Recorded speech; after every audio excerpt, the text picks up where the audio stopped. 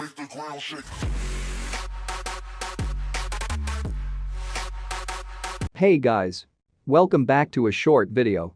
So let's get straight to the topic, which is Resident Evil Village crack issues. Empress has released a crack animation update fix for the users that are facing problems. The issue was that certain enemy animations were disabled unintentionally when certain Capcom DRM code was disabled to avoid creating those in-game shudders. The animations are now restored while preserving the shudder-free experience. Resident Evil Village is a short game anyways. Many people have completed it already. So this should help, as well as Empress impresses us yet again by fixing the game as well. Shame on Capcom. Furthermore, to expand on this, I've made a video relating to the RE8 additional crack fixes as shown in the video. Link is in the description as well. Hopefully this will resolve the issues now. Do subscribe as well if you're new to the channel.